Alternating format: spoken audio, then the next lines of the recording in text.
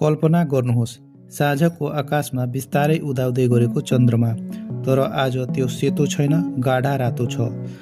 March 3 2026 अर्थात् फागुन 19 गते, तराई होलीकै दिन संसारले एउटा अद्भुत खगोलीय घटना देख्यो, टोटल लुनार इक्लिप्स, जसलाई धेरैले ब्लड मुन भनेर चिन्ने गर्छन्।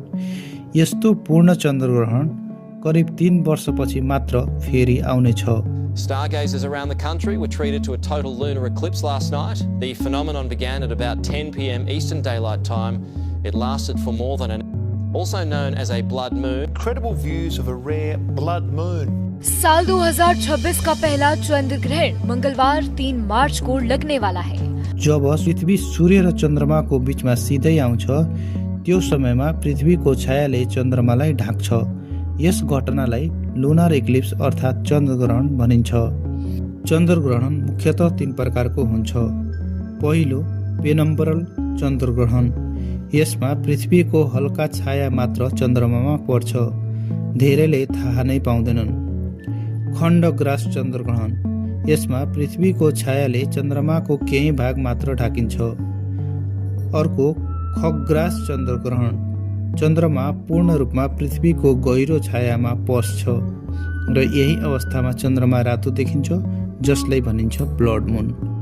अब सबैभन्दा रोचक कुरा, पूर्ण चन्द्रग्रहणमा चन्द्रमा किन रातो हुन्छ? जब सूर्यको प्रकाश पृथ्वीको वायुमण्डलबाट गुज्रन्छ, तब प्रकाशका 7वटा रङ्गहरू फरक फरक तरिकाले विखण्डित हुन्छन्।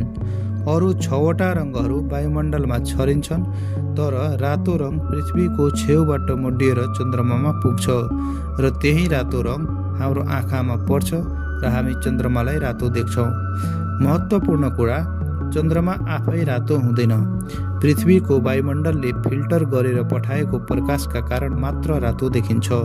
अब मुख्य प्रश्न, नेपालबाट पूर्ण ब्लड मुन देखियो कि देखिएन? यो टोटल लुनर इक्लिप्स विश्वका धेरै भूभागबाट देखियो, तर नेपालबाट पूर्ण रातो अवस्थामा पनि देखिएन। नेपाली समय अनुसार पूर्ण अवस्थामा करिब 4:49 देखि 5:47 सम्म थियो, तर नेपालमा चन्द्रमा उदाउने समय करिब साँझ 6:05 पछि मात्र थियो।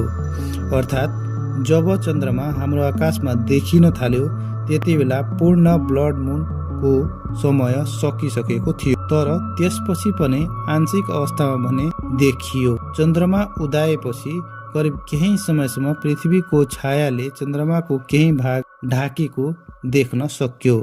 त्यसैले नेपालबाट पूर्ण रातो चन्द्रमा भने देखिएन, तर आंशिक ग्रहण अवश्य देखिएको थियो। लुनर इक्लिप्स हेर्नको लागि कुनै विशेष चस्माको आवश्यकता पर्दैन। नाङ्गो आँखाले हेर्दा पूर्ण रूपमा सुरक्षित हुन्छ।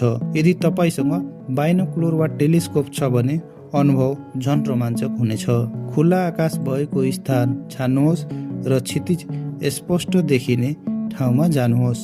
जब तपाईँ चन्द्रग्रहण हेर्दै हुनुहुन्छ, त्यो क्षणमा तपाईँ पृथ्वीको छाया प्रत्यक्ष रूपमा अन्तरिक्षमा परेको दृश्य देख्दै हुनुहुन्छ।